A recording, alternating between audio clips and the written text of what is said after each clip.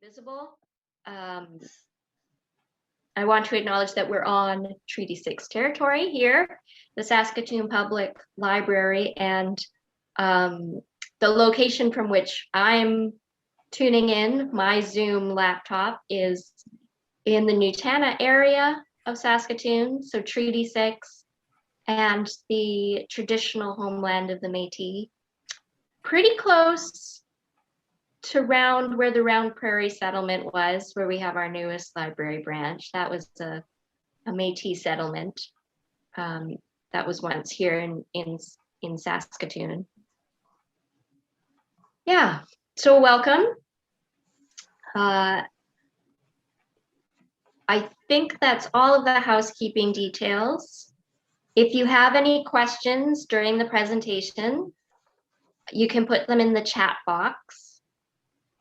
Make sure that you select, when you put it in the chat, either all panelists or all panelists and attendees are options. So if you don't want your fellow attendees of the webinar to see what question you're asking, make sure that it's set to all panelists. The question and answer will follow the presentation, and then I'll also be sharing a survey. And, oh, hello, we've got a message in chat. Thank you for coming. If you don't have a mic or a camera, feel free to use the chat for comments as well. If you want to raise your hand, I can unmute you, but I won't be doing that until the end of the presentation. So we do have a short survey. I'll be sharing that in the chat box. If anyone would like to fill that out, it will help us know sort of more about you and where you're coming from, and what we can do in the future with this program. So I think that's everything. Katya, I'm going to hand it over to you, and you can introduce us. Yes, thanks, Megan. Good evening, everyone. Welcome to the Sustainability Speaker Series presentation for May. And before I begin with introducing our speaker, I want to say a few words about Saskatchewan Environmental Society. The Saskatchewan Environmental Society has been operating since 1970s on important issues such as sustainable energy and climate solutions, water protection, resources conservation, biodiversity preservation, and reduction of toxic substances in our environment. If you aren't already a member, I encourage you to join SES. You can always find out more information about our diverse projects, activities, and how to get involved by checking out our website at www.environmentalsociety.ca. If you would like to receive notifications of events in our Sustainability Speaker Series, you can send an email to the SES, and the address is info at environmentalsociety.ca. In your email, please specify that you would like to be notified about events in Sustainability Speaker Series. All right, and our speaker this evening is Ann Coxworth. Ann describes herself as a recovered nuclear chemist. For the past several decades, she has been a volunteer and a board member at the Saskatchewan Environmental Society, where much of her recent work has focused on environmental issues around the uranium industry. More broadly, she has represented SES in many environmental impact assessment review processes and has been a member of the MIWOSIN board, as well as many other boards and panels such as Saskatchewan Energy Conservation, SaskPower's Electrical Energy Options Review Panel, the Canadian Environmental Network, and Climate Action Network. Her nuclear chemistry experience was gained at the Sellafield site in England and at the Lawrence Berkeley Lab in California, where she gained a master's degree based on identifying short-lived isotopes of mid-range elements and was part of a multidisciplinary research team experimenting with radiation treatment of hormone disorders.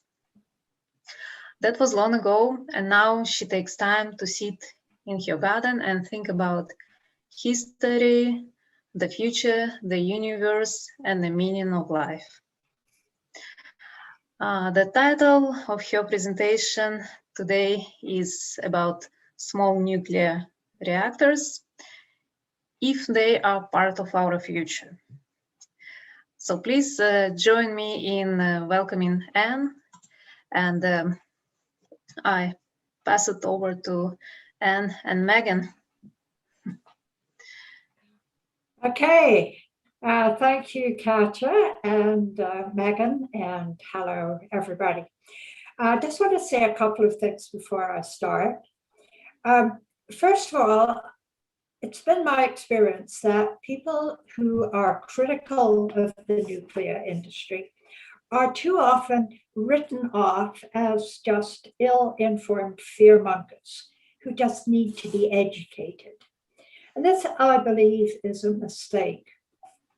While there certainly are some people who are simply wary of a technology that they don't understand well, there are many more who, although they may lack scientific credentials, have done a very good job of educating themselves on the issues and who are asking crucial questions. The fact that I have the experience of, as it were, getting my hands dirty with highly radioactive materials perhaps may prevent me from being labeled as an ignorant, scaredy cat. But I believe it's important that everybody's concerns need to be taken seriously by those who are making important decisions on our behalf.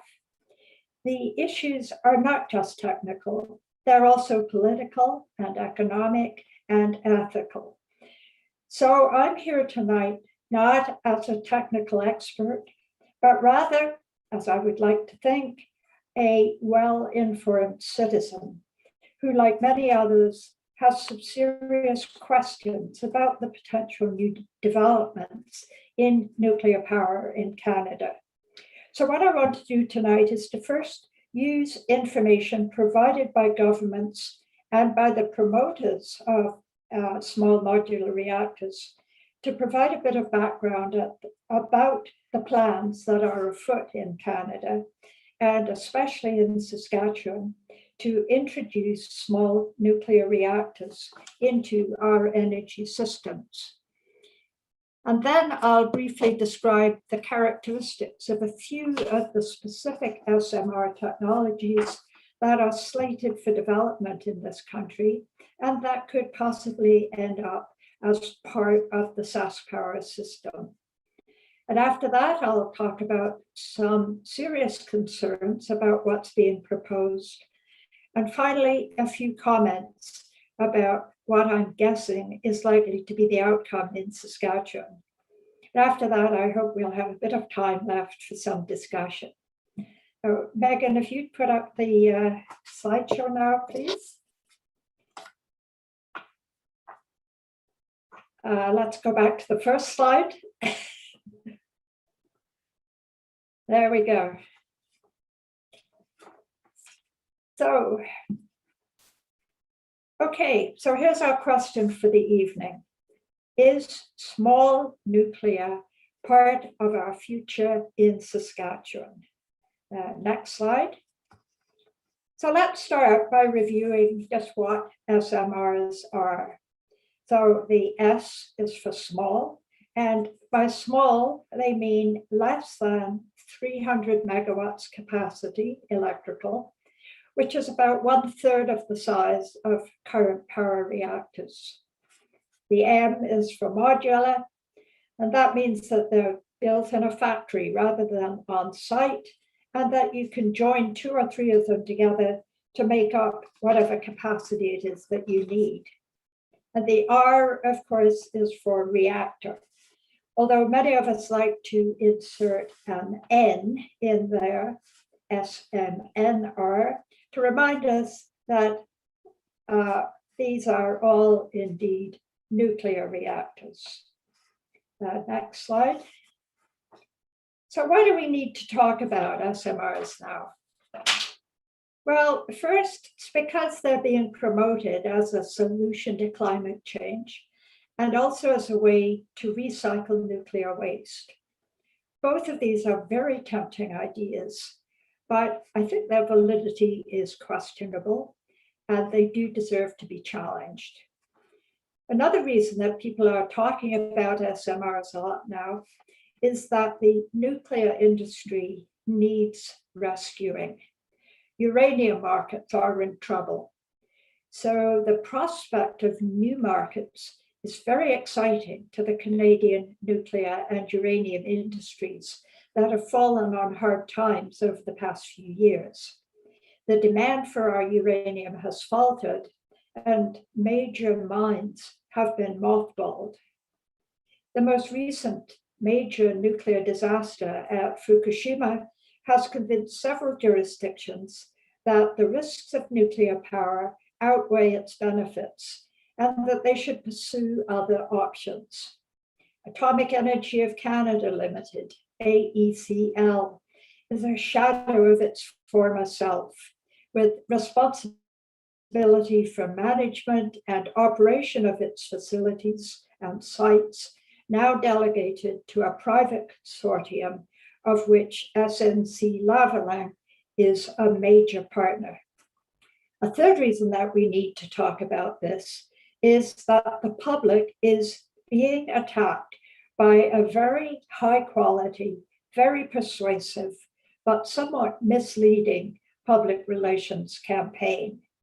And I just want to show you a couple of examples from the websites of a couple of companies that are competing for our attention. And let's just note the kind of image that they project of themselves. The next slide. This company, you'll see their name in the top left-hand corner. They call themselves Ultra Safe Nuclear. And in this pristine environment, what's not to love about it? The next slide. Could you put the next one up? Thanks, Megan. This company, which calls itself Arc Clean Energy, also wants us to associate them with beautiful mountain scenery. They tell us that they are in the race to save the planet. They have solutions. What an attractive concept. In general, the advertising for this highly competitive industry features beautiful scenery, often with lovely wildlife enjoying a pristine environment, with reassurances of safety and cheapness. There are, we're told, 150 different potential SMR designs being promoted by different companies, all competing for the attention of governments and the public. So a great deal of money and expertise is being spent on public relations. Incidentally, this company used to be called Arc Nuclear. Very recently, it changed its name to Arc Clean Energy, perhaps to free itself from some negative associations. The next slide, please. Another reason that we have to be part of the conversation is an economic one. There's a consensus that the only way that SMRs can become economically viable is if they're manufactured in bulk in one location and then shipped to the sites where they would be used. So there's a huge international competition to corner the market. And that's leading to extreme time pressure to work through the development stages. Several countries desperately want to be the first to corner the market for what's being portrayed as a profitable new way of using nuclear energy. So there's a race to develop working models that could be demonstrated and then manufactured on a mass basis for export. And Canada has been caught up in this race. We're told that if we could get in ahead of the US, ahead of China, and ahead of Europe, well, gee, maybe we could become the global center for development and manufacture of small reactors. Governments are investing a lot of our money in this gamble. Our federal government has already committed 56 million to New Brunswick's experiments with 2 untested reactor models. And meanwhile, major serious concerns about safety, economics, waste management, and usefulness are waiting to be addressed. So indeed, we do all need to be able to participate in the conversation. And next slide. So let's just review how SMRs could be used. Basically, all nuclear model that would be mass produced, which of course requires a large market for that particular model. A second finding was that demonstrating the technology in Canada is key to capturing that first mover advantage. So that means we have to move fast if we're going to be able to compete. Thirdly, they say that it will require economic risk sharing among governments, utilities, and industry. And this means lots of taxpayer support that may or may not pay off. Fourthly, the roadmap recognizes that the public have concerns about safety, waste management, and cost. They conclude that knowledge sharing is important. I agree, absolutely. And I think that you and I need to be part of that knowledge sharing. We can't just leave it to the promoters to just tell us what they want us to hear.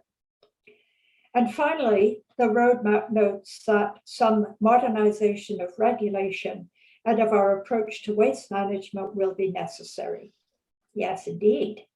There will be new issues to deal with as we start playing with some very unfamiliar technologies. So this roadmap launched the Canadian campaign. Then in late 2019, 3 provinces, Ontario, New Brunswick, and Saskatchewan, which are the provinces already involved in the nuclear industry, signed a collaboration agreement. Sometime later, Alberta also signed on to the agreement. Next slide.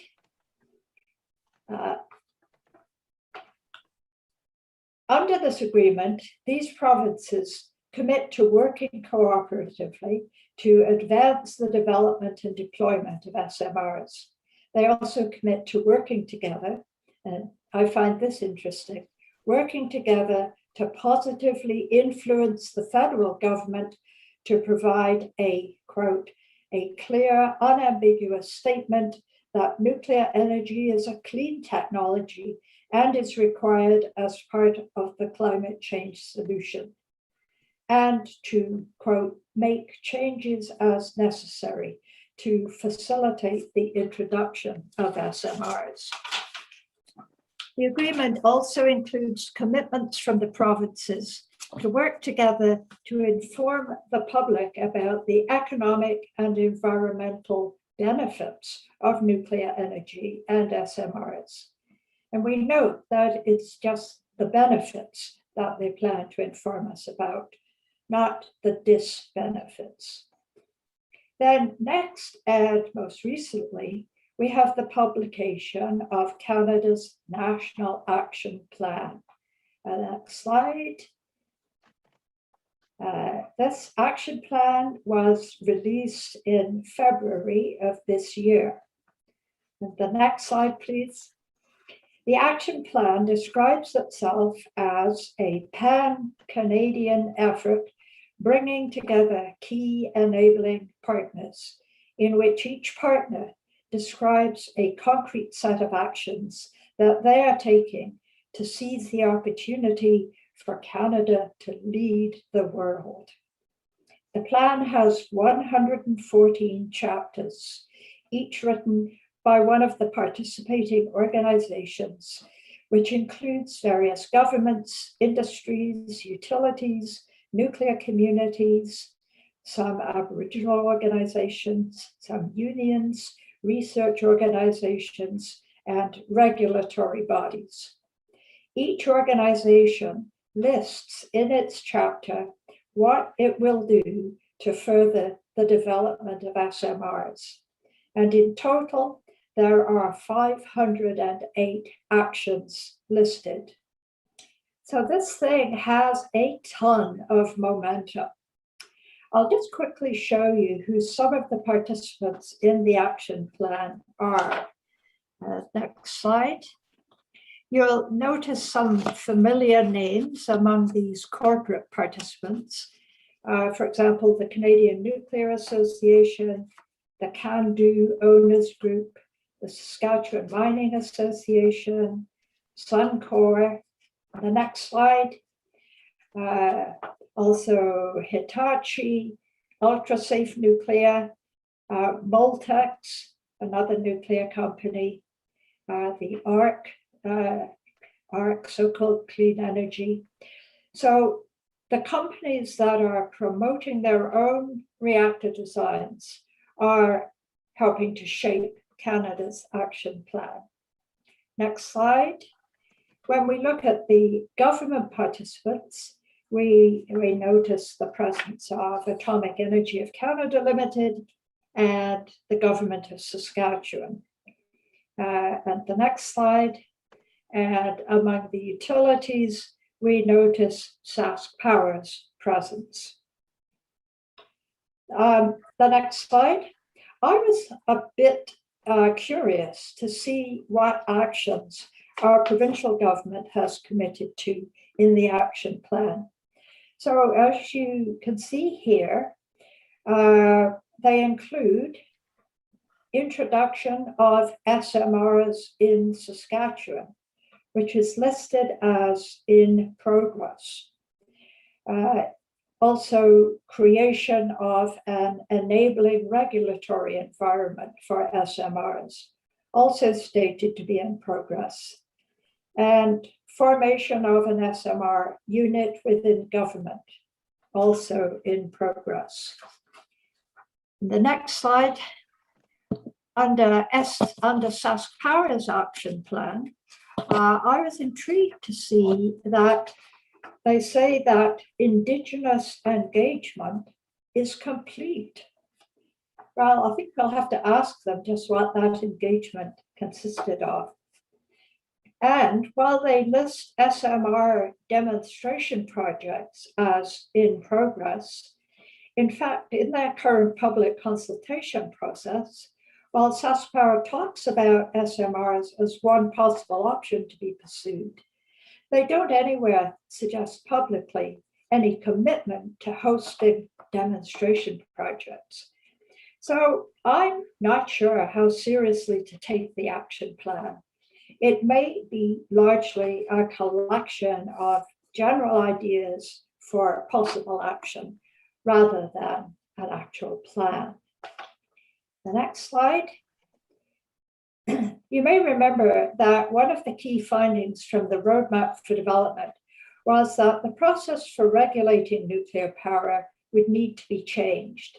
This is because SMRs involve new materials and hazardous new technologies with which our regulatory system has no experience. Already, to make it more convenient for prospective developers of SMRs, our Canadian Nuclear Safety Commission is providing a service called Vendor Design Review. Through this service, companies that are considering applying for licensing of an SMR development can have their preliminary plans reviewed, and the Nuclear Safety Commission will try to identify for them any weaknesses in their plans before they go to the effort and expense of preparing a formal license application. And at present, 10 prospective SMR models are being reviewed in this program. The other significant regulatory issue is federal environmental impact assessment. Canada's new Impact Assessment Act exempts from assessment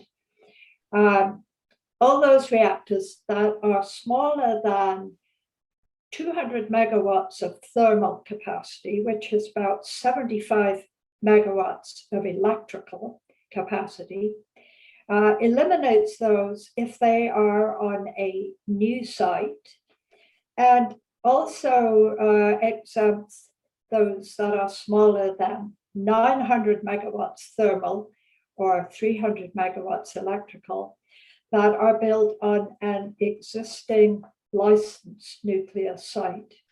So this means that the prototype reactors that are to be built on the Darlington and Point Lepreau reactor sites won't require federal impact assessments. And this fits with our federal regulators' wish to avoid creating barriers to development. We understand that our Saskatchewan regulators are now just beginning to think about how provincial regulation would work. And next slide. This little image just illustrates the sequence of stages that are involved in the development of a new reactor technology. You start with an idea on paper, or more likely on computer, and do some lab scale tests to see if it looks as if it might have some potential. And this is likely the stage that most of the 150 model designs that are floating around are at. If it looks as if your design has some promise, the next stage is to build a prototype. And that's what is planned for Ontario and New Brunswick. This may reveal some design problems that would need to be fixed before you can proceed to building the so-called first of a kind demonstration unit. And so far, you've been spending a lot of money, in this case, much of it being taxpayers' money. But you hope that this demonstration unit will lead to a wide demand for your product so that you can build a whole lot more of them until you're producing them on a large enough scale that the price per unit can be reduced to what is called the nth of a kind cost. It's an estimate of this magical nth of a kind cost that the promoters use when they talk about SMRs being affordable. The next slide. This slide shows some of the SMR models that are presently being reviewed under the Nuclear Safety Commission's Vendor Design Review Service. You'll notice that they all plan to build at the existing reactor sites in Ontario or New Brunswick. This allows them to avoid the federal impact assessment, although they will still require licensing from the Nuclear Safety Commission. For fuel, they all use enriched uranium, which we do not produce in Canada, or plutonium. I'm just going to briefly now describe the key characteristics of some of those models that are under consideration. The next slide. Now, what appears to be the simplest model to introduce is GE Hitachi's 300 megawatt boiling water reactor. And this is basically just a smaller version of a much larger power reactor that's been operating in the US for many years.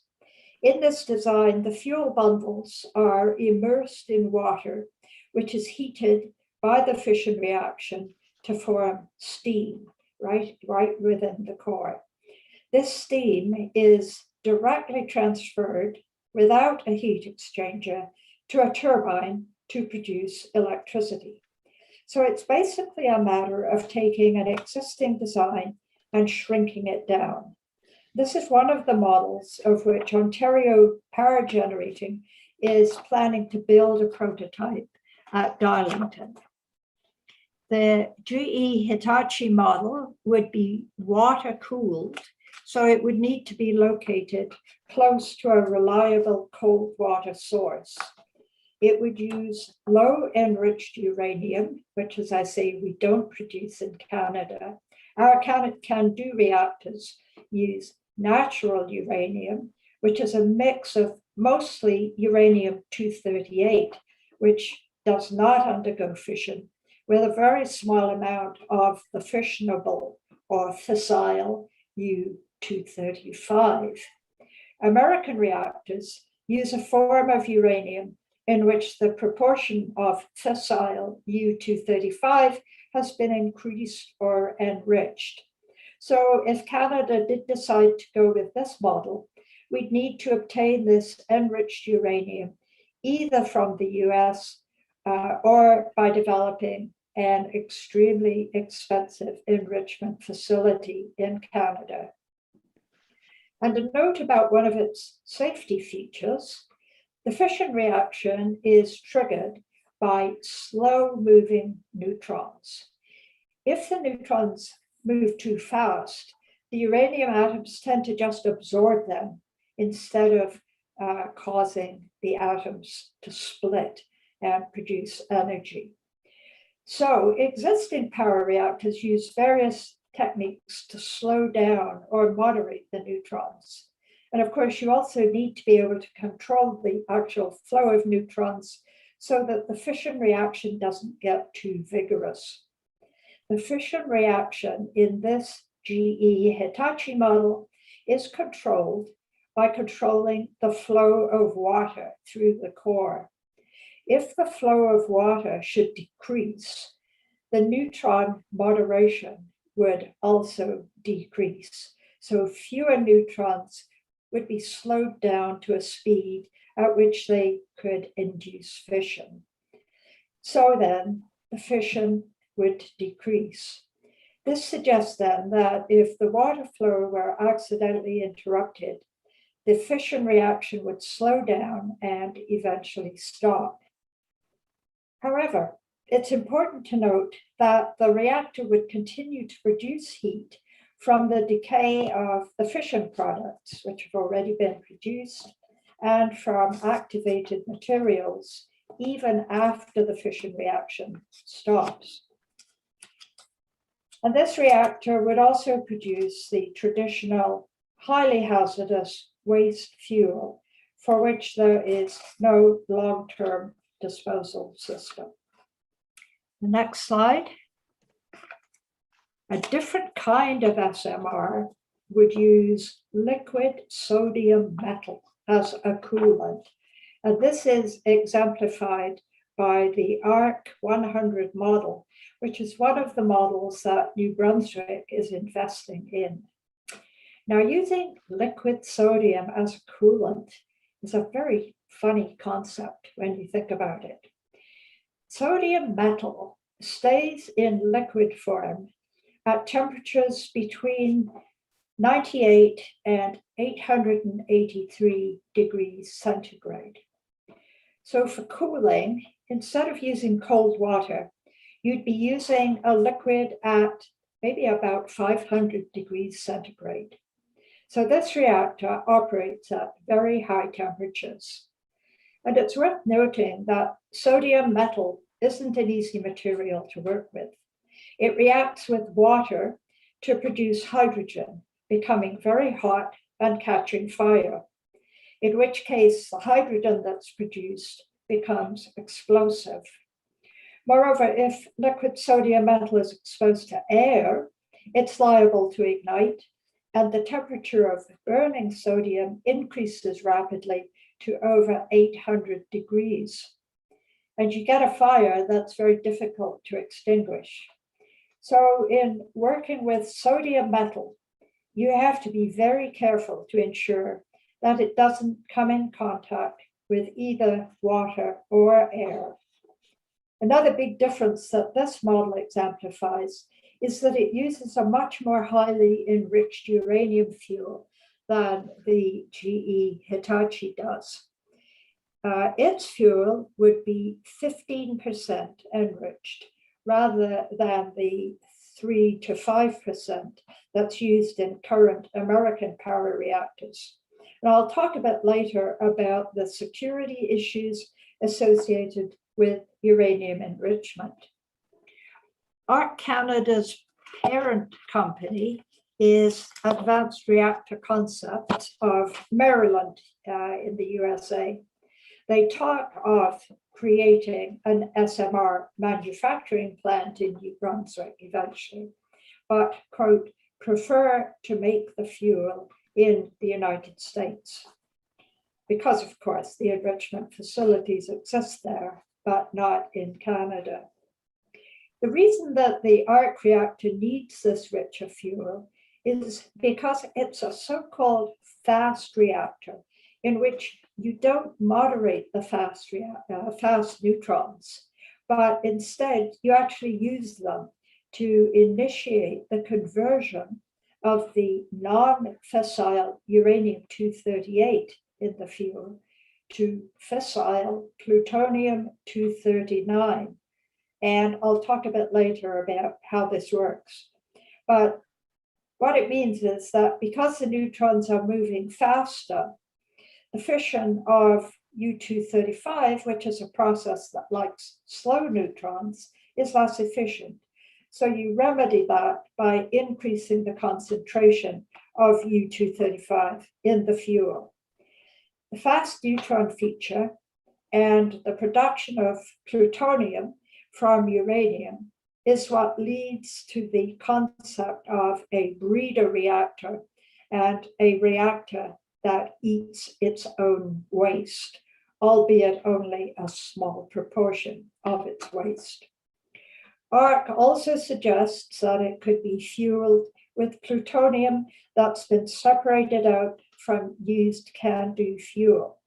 We then have to confront all the safety and security issues around reprocessing of used fuel and the isolation of plutonium. The next slide. The suggestion is that the actual reactor would be located just below the Earth's surface, as shown in this image. And the ARC model uses a metal alloy fuel as distinct from the oxide form that's used in traditional reactors. And it claims that it would be able to operate for 20 years without refueling. So this model has several new untested features for which New Brunswick's Bay of Fundy will be the test site. Will it work? No one really knows. The next slide, please. X Energy is a company that's trying to market another model that would use 15% enriched uranium. In this case, the fuel would be embedded in so-called pebbles. It would operate at 1000 degrees centigrade and would be cooled with helium gas. This is one of the other models that Ontario Power Generating is planning to work on. The next slide. This illustration just shows a cross-section of those pebbles that contain the fuel.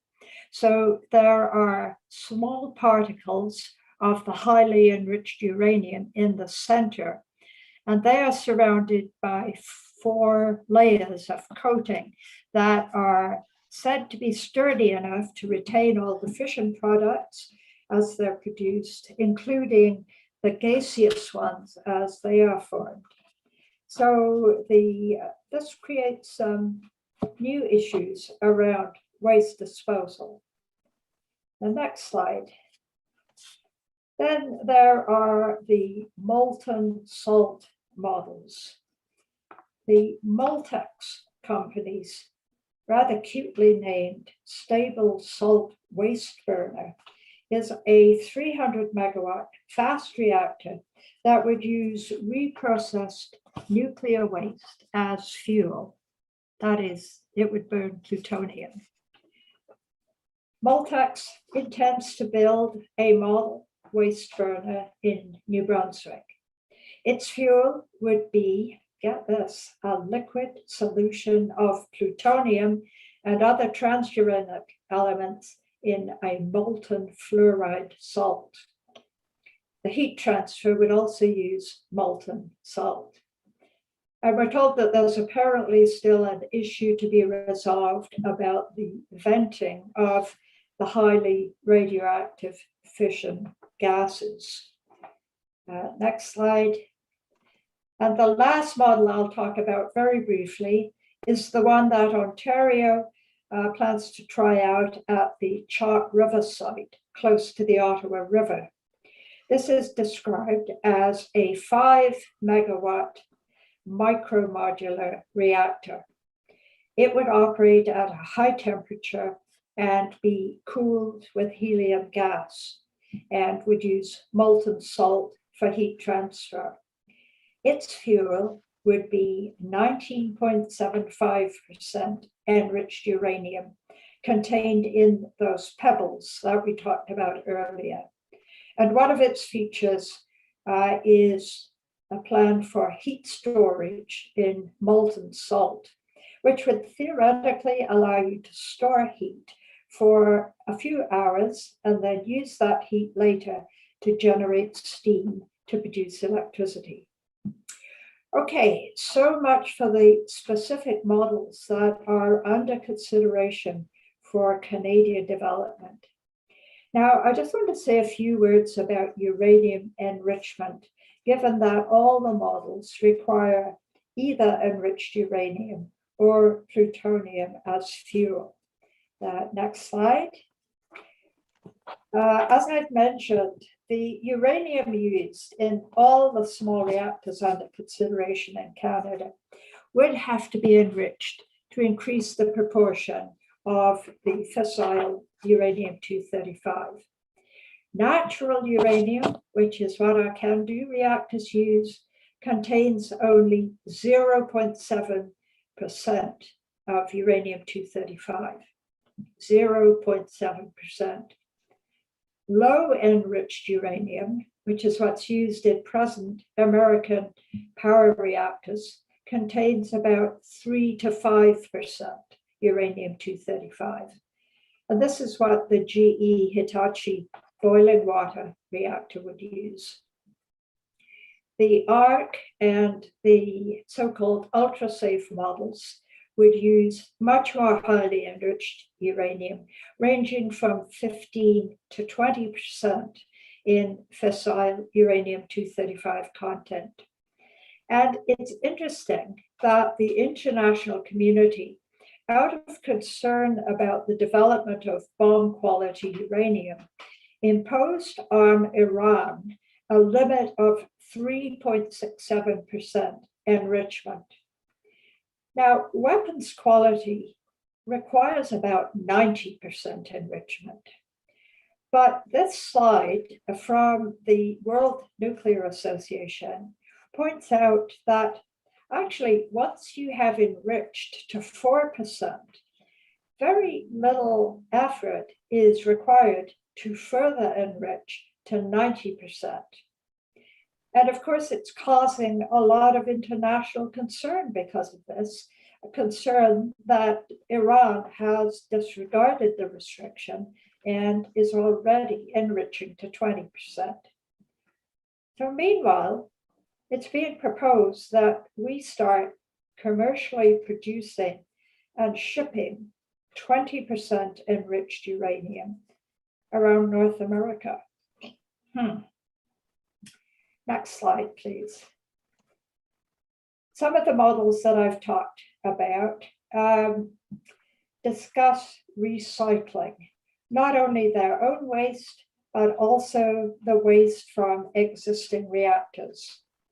There are two different approaches here. Let's talk first about models such as that Molten stable salt waste burner, which plans to fuel itself with plutonium extracted from used CANDU fuel from the New Brunswick Point-Lepreau reactor. Now, this would require establishing a reprocessing plant to separate the plutonium from the fission products and from the uranium in the waste fuel. However, reprocessing will only recover part of the plutonium, so we'd still have a lot of highly hazardous waste to somehow dispose of. Also, once the plutonium is separated from the highly radioactive fission products, it becomes much more accessible to theft. So there are serious security issues to be considered. The other approach is that fast breeder reactor concept that I talked about in the ARC model. The largest component of uranium fuel is uranium-238. And when a uranium-238 atom is hit by a fast neutron in the reactor, it will tend to absorb the neutron and thus convert the U-238 into a slightly heavier isotope, uranium-239. That uranium-239 then quickly undergoes radioactive beta decay, basically converting a neutron into a proton, and thus converting the U-239 atom into an atom of a different element of the same weight, and that is Neptunium-239. The Neptunium-239 itself then undergoes further radioactive decay and is transformed into plutonium-239. So now we have a fissile material that can become reactor fuel. So when they talk about a reactor that consumes its own waste, this is what they're talking about. However, all the fission reactions that are taking place are still producing highly radioactive fission products, some of which are gases, and some of which are quite long-lived. So while you are somewhat reducing the amount of U-238 and transuranic elements, the amount of these fission products accumulating in the fuel actually increases. And although most of these fission products have much shorter half-lives than plutonium, they still need to be kept out of the environment for hundreds of years. So this is not going to be the magic bullet that solves the dilemma of long-term management of nuclear waste. Okay, so now I just want to summarize what's being proposed in each of the 4 provinces that are part of the collaboration agreement. Next slide. Ontario Power Generating is working with 3 grid-scale developers, GE Hitachi, Terrestrial Energy, and X Energy, to build experimental models at the Darlington reactor site. Also at the Chalk River site, Ontario Power Generating has partnered with UltraSafe Nuclear, and they are currently seeking approval to prepare the site for a micromodular reactor demonstration project, or a prototype rather, using 20% enriched uranium dissolved in molten salt. Next slide. New Brunswick has really jumped into the SMR race in a big and, I would say, very risky way.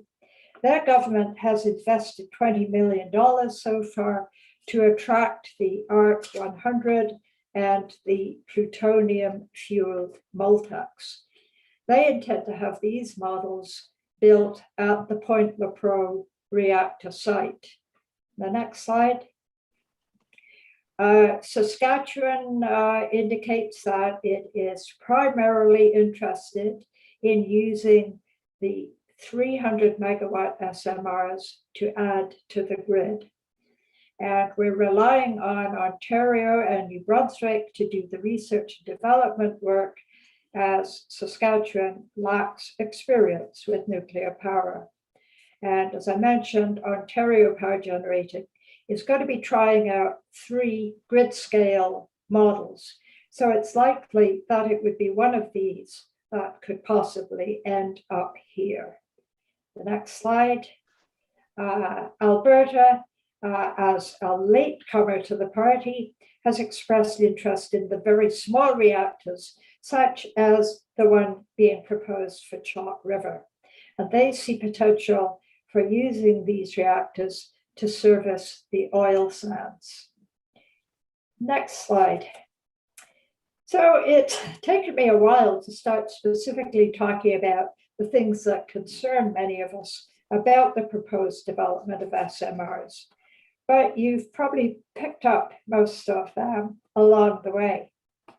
So first, the climate can't wait.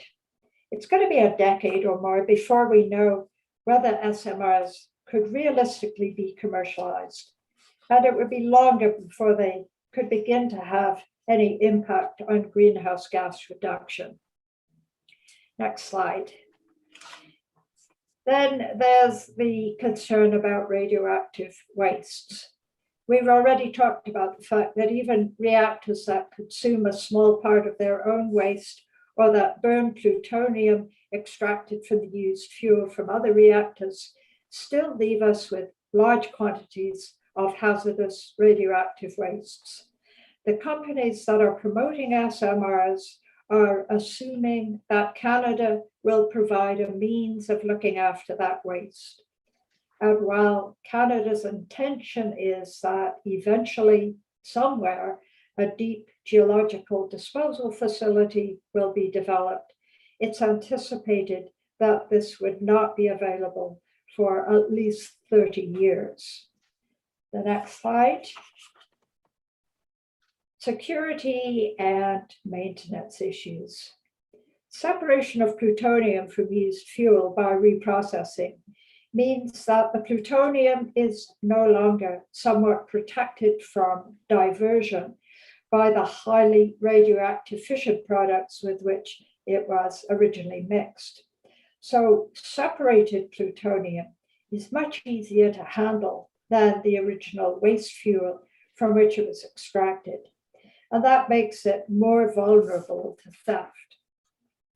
Enriching uranium to 20% purity and beyond also increases the potential for it being used for military purposes, because the effort required to refine it to this point from its natural state is most of the total effort needed to get it up to weapons grade. And also we note that all nuclear waste can be used to create so-called dirty bombs. These are regular bombs that are coated with radioactive waste that will contaminate the target area when they explode. As far as maintenance goes, one of the concerns is about reactors in remote locations that would probably lack nearby these resources and expertise in case of problem situations.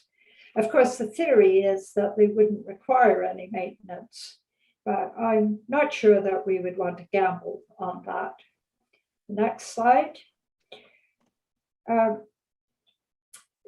regulation. The roadmap pointed out that the nuclear regulatory system will need redesign. It's going to have to deal with new issues such as used fuel reprocessing, reactors operating at very high temperatures, fast neutron reactors, molten salt, molten sodium, and different waste forms. This is going to take time, and our regulators are anxious not to create barriers to development and they're going to be under a good deal of pressure. And I've already mentioned the fact that Canada's new Impact Assessment Act exempts from environmental assessment all those reactors under 75 megawatts electrical on a new site, and those smaller than 300 megawatts on an existing licensed site. And so we note that both the Darlington and the Point Lepreau sites won't require federal impact assessments. But interestingly, the proposal for development of the site at Chalk River for the Micromodular reactor was initiated before passage of the new act. And so it's still operating under the old Assessment Act and will have to undergo environmental assessment. And that process is already underway. Next slide.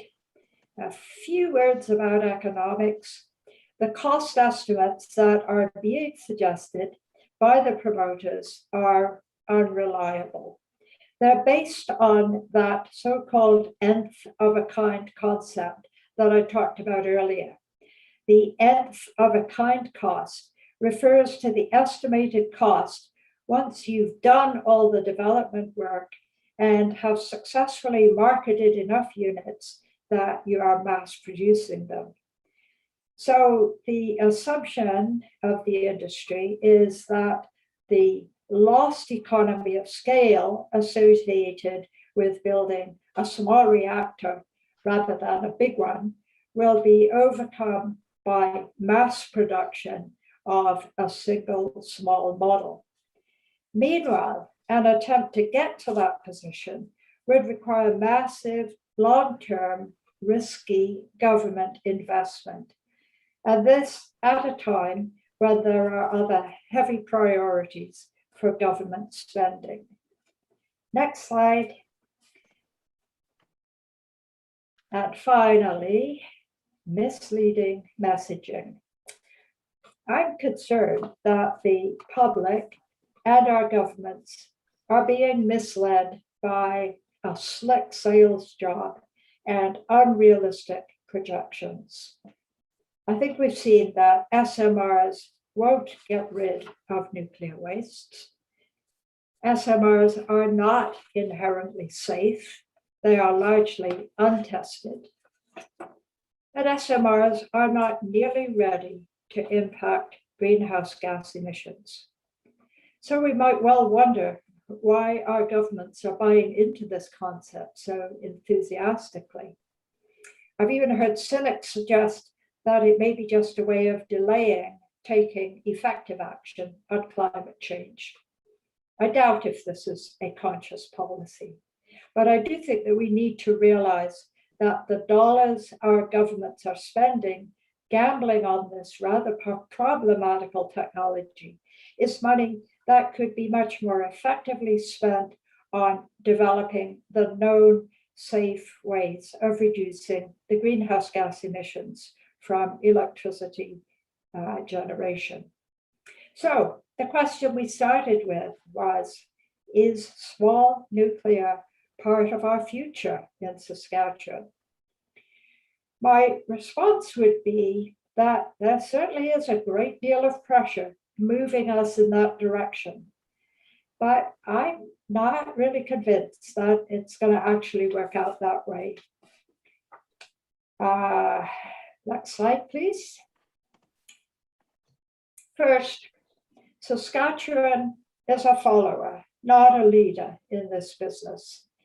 And I really don't think anything significant is likely to happen here until many years of development, testing, and refinement have taken place elsewhere.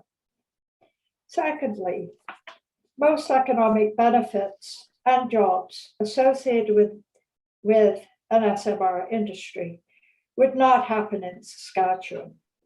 The chances of having a factory to produce SMRs in bulk for distribution to a global market being located in Saskatchewan, well, I would think those chances are virtually zero.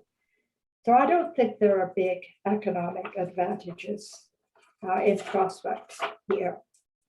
Thirdly, I'm guessing that if our province were to choose to buy SMRs to become part of the SaskPower grid, that the most likely choice would be the GE Hitachi boiling water model. And I say this because it's the least innovative model and would thus probably be able to move through the approval and licensing stages faster than the models that involve more speculated technological features. And this model, as I mentioned, would produce the traditional nuclear wastes for which Canada has no long-term management system in place and won't do so for several decades. And fourthly, I expect that the economics will create a significant barrier to commercial development of small reactors generally. Cost estimates are based on the assumption that you've already built a whole lot of units of a particular model and worked out all the kinks in the process and probably have robots building them in a mass production facility. Until or unless the industry develops to this stage, it's going to require a great deal of public spending, which I think is probably going to be hard to justify in the current economic scenario. And meanwhile, while all this is going on, I anticipate that other more effective options are likely to take over the market. So that's the end of my presentation. I think our last slide shows how to contact the Environmental Society.